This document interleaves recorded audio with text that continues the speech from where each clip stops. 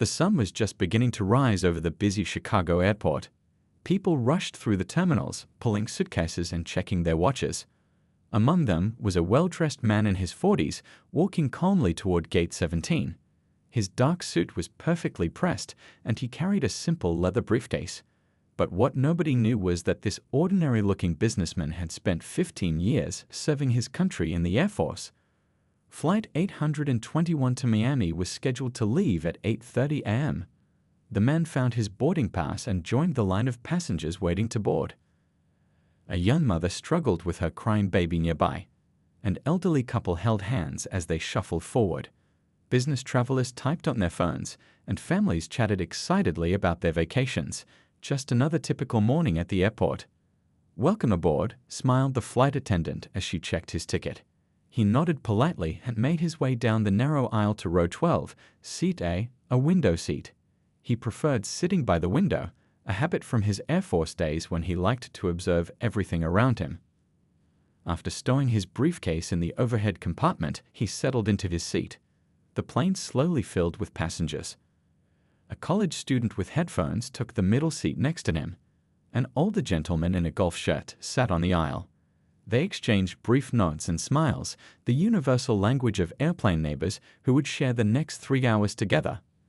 As more passengers boarded, he observed each person with the trained eye of someone who had spent years assessing situations. It wasn't something he did consciously anymore, it was just part of who he was. The nervous flyer clutching her armrest. The businessman already buried in his laptop. The flight attendants moving efficiently through their pre-flight routines. The pilot's voice came over the speaker system. "Good morning, folks. This is Captain Reynolds speaking. We're looking at a smooth flight to Miami today, with an expected flight time of 3 hours and 10 minutes. Weather looks good all the way down the coast." As the plane pushed back from the gate, the safety demonstration began. The former Air Force man watched attentively, even though he knew every word by heart. Old habits die hard, and he had learned long ago that paying attention to details could save lives. The engines roared to life, and soon they were racing down the runway.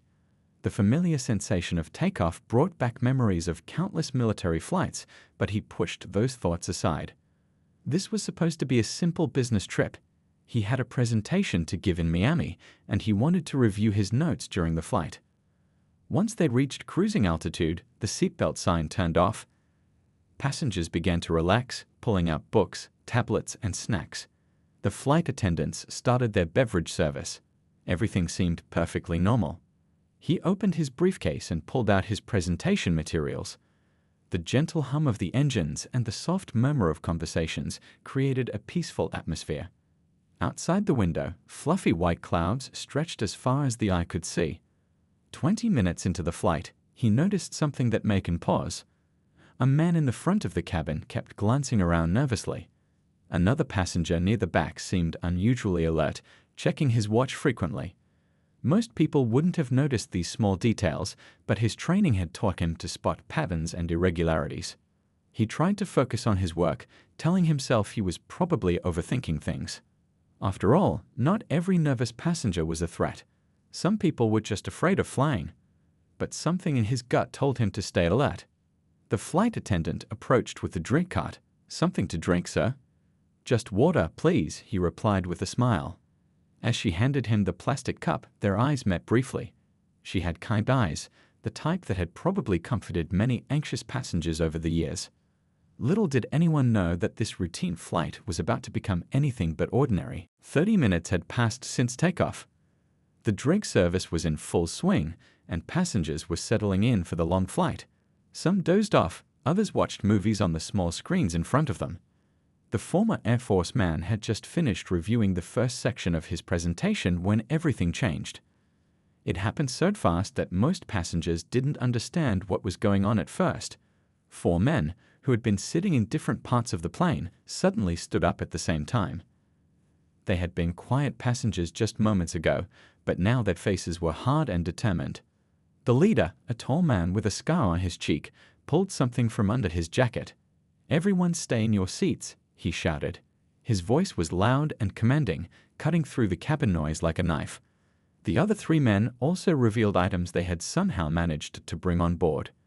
Panic spread through the cabin like wildfire. A woman screamed. A child started crying. The flight attendants froze in the aisles, their training telling them to stay calm, but their faces showing fear. "This plane is now under our control," the leader announced. He spoke with a heavy accent, his words careful but threatening.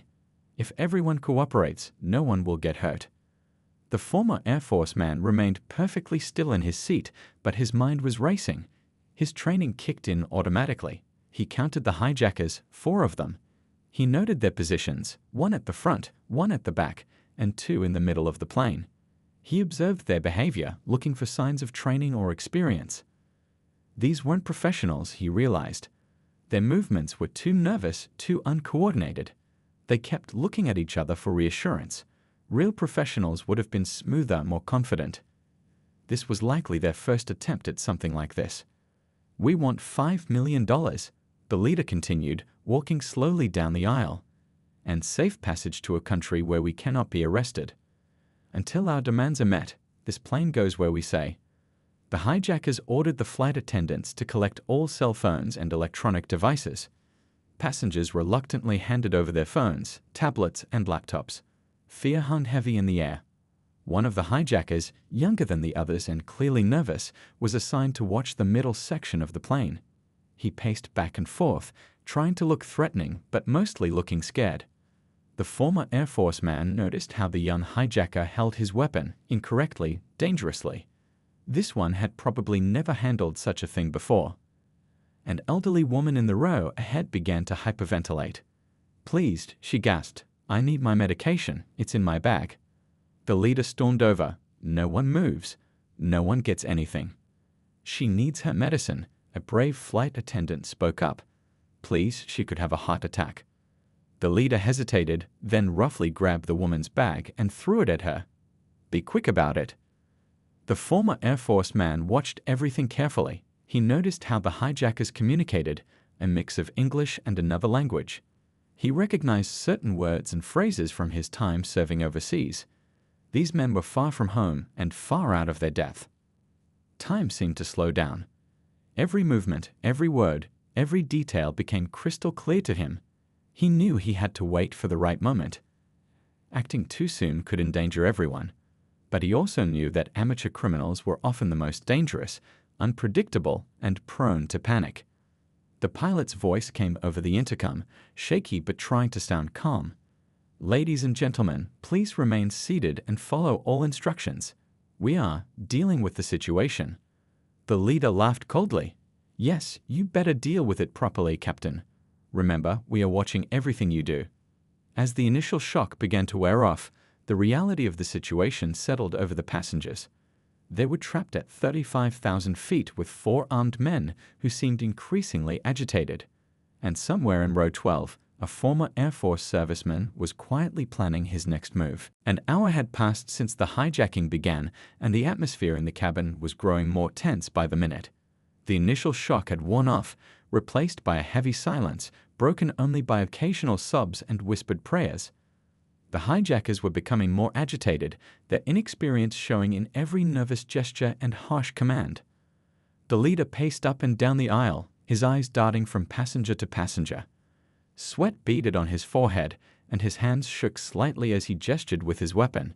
He kept checking his watch and muttering to his companions in their native language. "Why haven't they responded to our demands yet?" He shouted at no one in particular. His voice carried an edge of desperation that made everyone even more nervous. The youngest hijacker, stationed near the middle of the plane, was visibly struggling to maintain his composure. He kept wiping his palms on his pants and shifting his weight from foot to foot. The former Air Force man noticed these signs of anxiety and filed them away in his mind. Fear could make people unpredictable, but it could also make them vulnerable. Suddenly, the elderly woman who had needed her medication earlier began to have trouble breathing again. Her face had turned pale, and she was clutching her chest. The passenger next to her, a nurse returning from a medical conference, immediately spoke up. "Please, she needs help. I'm a nurse. Let me assist her." The leader stormed over, his face twisted with anger and fear. "No one moves." "I said no one moves." "She could die," the nurse pleaded. Just let me help her. I won't try anything, I promise. The tension in the cabin ratcheted up another notch. Passengers held their breath, waiting to see what would happen. The former Air Force man watched carefully, his muscles tensed, ready to act if necessary. After what felt like an eternity, the leader nodded curtly. Fine. But if you try anything. The nurse quickly moved to help the elderly woman, checking her pulse and helping her with her medication. The moment of humanity seemed to calm some passengers, but it also revealed something important to the trained observer in row 12. These hijackers weren't heartless monsters. They were desperate men who had gotten in way over their heads. As the situation stabilized, the leader made another announcement. We're changing course. The pilot will take us to a different destination. Anyone who tries to interfere will regret it. This declaration sent a new wave of fear through the passengers. Parents held their children closer.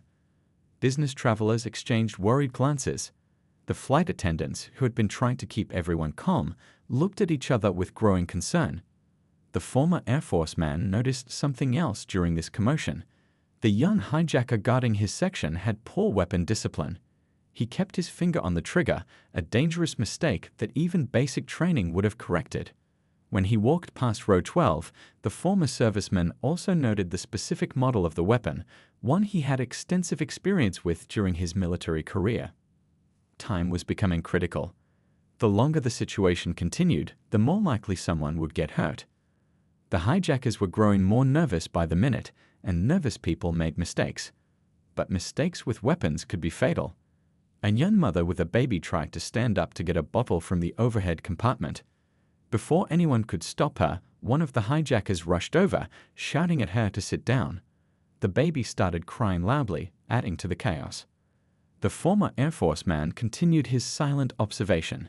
He counted seconds between the hijackers' movements, noted their patterns, identified their blind spots. His training had taught him that every situation had a weakness, every plan had a flaw. He just needed to find it. As the plane flew further off course, the cabin grew quieter. But beneath the surface calm, tension simmered like a pot about to boil over. Everyone could feel it, something had to give. The only question was when and how it would end. The flight had now been under hijacker control for nearly 2 hours. The cabin air felt thick with tension, and every passenger sat rigid in their seats, afraid to make any sudden movements. But something was beginning to change in the dynamic between the hijackers and one particular passenger. The leader of the hijackers had started to notice the calm man in row 12. While other passengers fidgeted nervously, cried quietly, or stared blankly ahead, this man remained unusually composed. His breathing was steady, his posture relaxed but alert. It was unnatural, and it made the leader suspicious. "You there," the leader called out, pointing at the former Air Force man. "Why are you so calm? Everyone else is scared, but you sit there like you're waiting for a bus." The man looked up slowly, meeting the hijacker's gaze without flinching. "I'm just trying to stay calm for everyone's sake," he replied evenly. "Panic doesn't help anyone." The leader walked closer, studying him carefully. "Stand up," he ordered. "Let me see your hands." As the former serviceman stood slowly, hands visible, a veteran flight attendant who had served many military flights over her career noticed something familiar. It was in the way he moved, controlled, precise, economical. She had seen this before in countless service members she'd served over the years. She caught the eye of another crew member and mouthed silently, "Military." The other attendant's eyes widened slightly in understanding. They had both been trained to spot air marshals and security personnel, and while this passenger wasn't one, he definitely had some kind of specialized training. The leader circled the standing passenger, growing more agitated. "What do you do for work?" he demanded. "I'm in consulting," came the calm reply. It wasn't a lie. He did consulting work now. He just didn't mention what he used to do. Meanwhile, the young hijacker guarding the middle section was getting increasingly nervous watching this interaction. His hands were sweating, making his grip on his weapon unstable. He kept glancing between his leader and the calm passenger, sensing something was off but not understanding what. The leader continued his interrogation. "You seem too calm. Are you police? Security?" "No, just a businessman heading to a meeting," the former Air Force man responded. His voice remained steady, but he was acutely aware of every hijacker's position in the cabin. As this exchange continued, other passengers began to notice too. A man across the aisle, who turned out to be a retired police officer, recognized the subtle signs. The balanced stance, the controlled breathing, the way the calm passenger's eyes tracked movement without being obvious about it. The flight attendants, now aware they might have an asset among the passengers, began to subtly communicate with each other using the coded signals they'd been trained to use in emergencies. They needed to be ready to help if an opportunity arose. The leader, frustrated by the passenger's composure, suddenly switched to speaking in Spanish, testing him. What he didn't know was that the former Air Force man had served in regions where this particular dialect was common. Though he didn't reveal it, he understood every word. "Something's not right with this one," the leader said to his companions in Spanish. "Watch him carefully." The tension in the cabin shifted subtly. The passengers who had noticed something different about the man in row 12 began to feel a glimmer of hope. The flight attendants continued their silent communication, preparing for any possibility. The former serviceman sat back down when ordered, but now the dynamic had changed.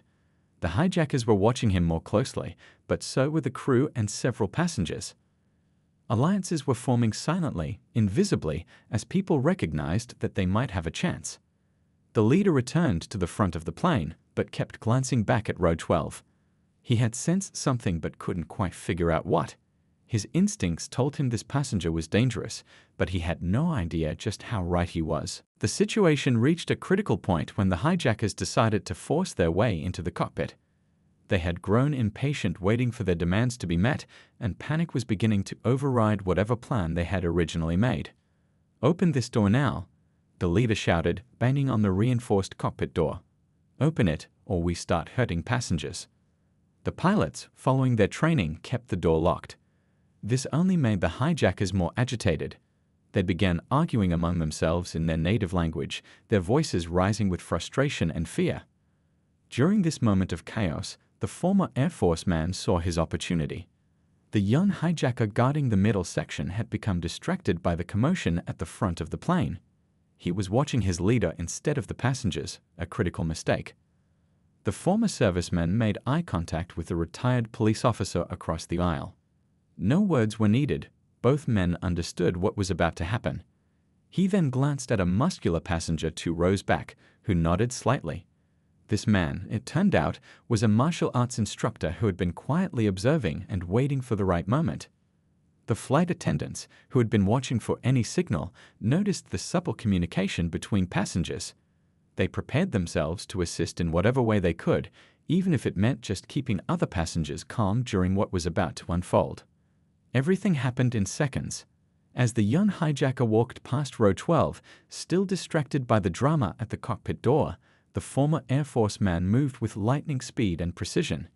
Years of close combat training took over. In one fluid motion, he rose from his seat and applied a specialized disarming technique he had mastered during his service. The young hijacker didn't even have time to cry out. Before he knew what was happening, his weapon was gone and he was being restrained. The retired police officer immediately jumped up to help, using his own training to secure the hijacker. Almost simultaneously, the martial arts instructor made his move on another hijacker who had been guarding the rear section. Using his expertise, he quickly neutralized the threat without causing unnecessary harm. The remaining 2 hijackers at the front of the plane spun around at the sudden commotion. Their faces showed shock and confusion. This wasn't supposed to happen. They had expected dealing with scared, compliant passengers, not trained professionals. "Stay calm, everyone stay in your seats," one of the flight attendants called out, trying to prevent panic among the other passengers.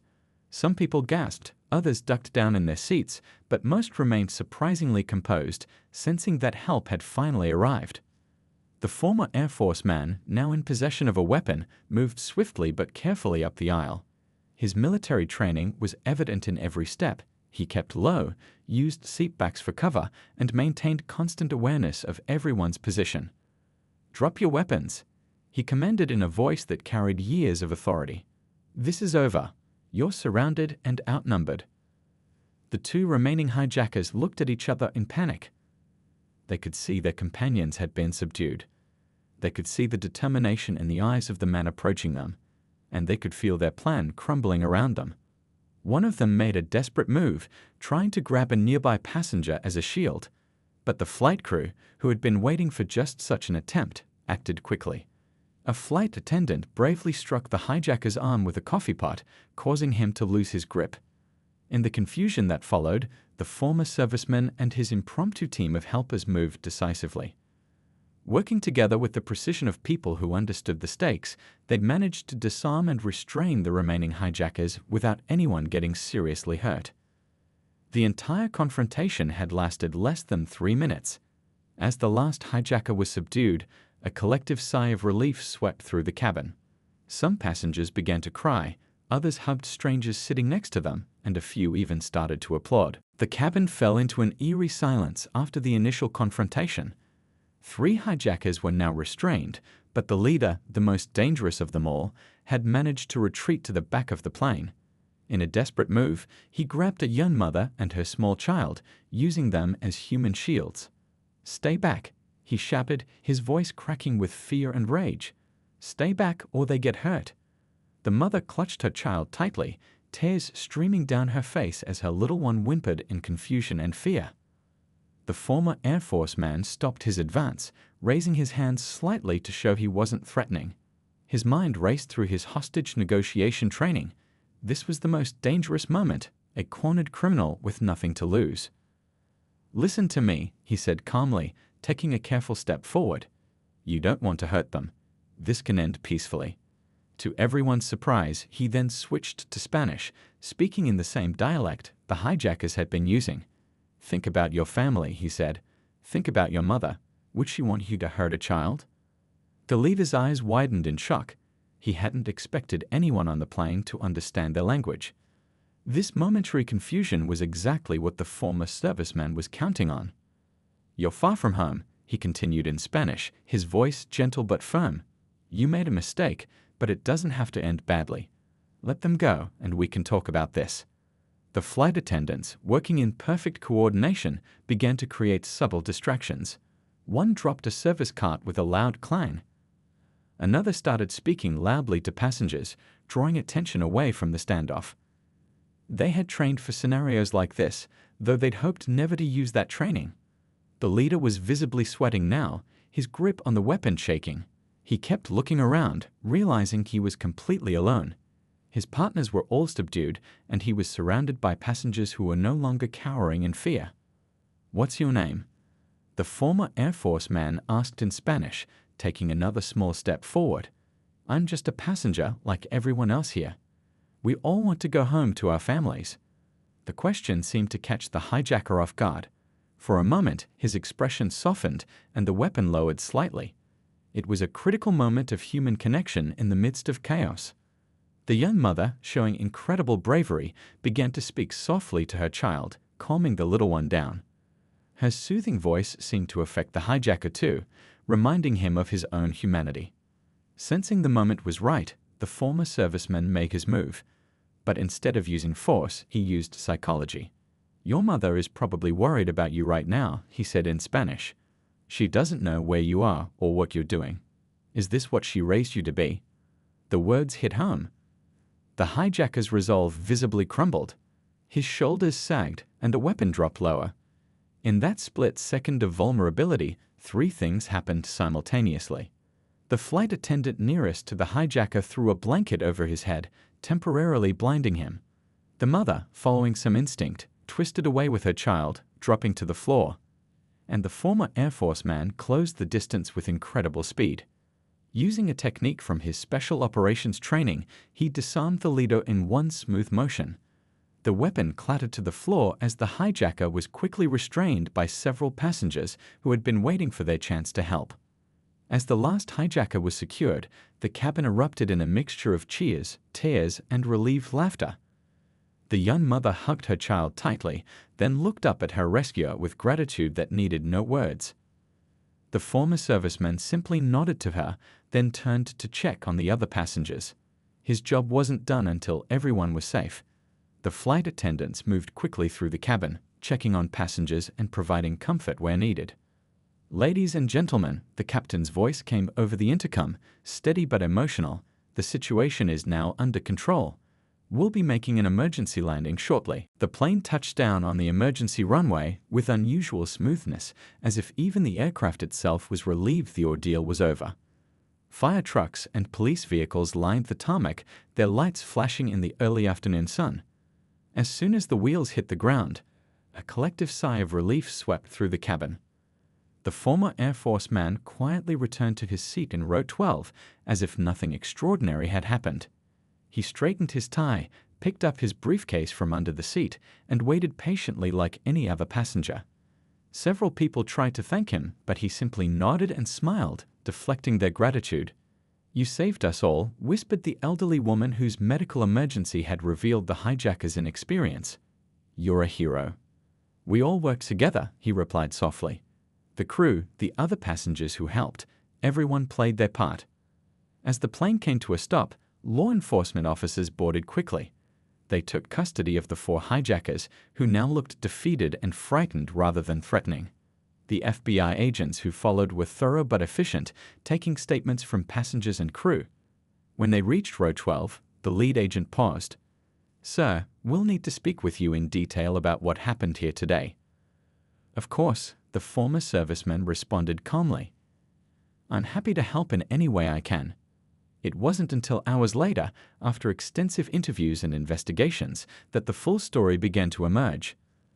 The hijackers were part of a larger criminal organization that had attempted several similar operations. This was their first, and thanks to the intervention on Flight 821, their last attempt. The investigators were amazed when they learned about the passenger in row 12. His service record was impressive. 15 years in the Air Force, including time in special operations, multiple commendations for bravery, extensive training in counter-terrorism and hostage situations, yet he had never mentioned any of this during the flight. News of the thwarted hijacking spread quickly. Reporters gathered at the airport, eager for details about the mysterious passenger who had saved the day. But true to his training and character, he avoided the spotlight. "I was just a passenger who did what needed to be done," he told one persistent reporter. Any service member would have done the same. The real heroes are the crew who kept everyone calm and the passengers who helped when it mattered most. The airline held a special ceremony a month later. The Federal Aviation Administration presented him with their highest civilian honor. The flight attendants who had recognized his military bearing and assisted in the operation received commendations. Even the retired police officer and martial arts instructor were recognized for their bravery. During his acceptance speech, the former Air Force man spoke simply and from the heart. "Training prepares you for moments like these, but it's the human spirit that carries you through them." Every person on that plane showed courage. The mother who protected her child, the elderly woman who stayed strong despite her fear, the crew who never stopped caring for their passengers. They're all heroes. The incident led to significant changes in aviation security protocols. Training programs were updated to include better recognition of potential allies among passengers. The story became a case study in crisis management and the importance of staying calm under pressure. Months later, life returned to normal. The former serviceman continued his consulting work, traveling frequently but always remembering that day. Sometimes, on other flights, flight attendants would recognize him and share a knowing smile. He had become something of a legend in aviation circles, though he never sought the attention. The young mother he had saved wrote him a letter, thanking him for giving her child a chance to grow up. He kept that letter in his briefcase, a reminder that sometimes being in the right place at the right time, with the right training, can make all the difference in the world. And on every flight since, he still chose seat 12A by the window, watching over his fellow passengers with the quiet vigilance of someone who knows that ordinary moments can become extraordinary without warning.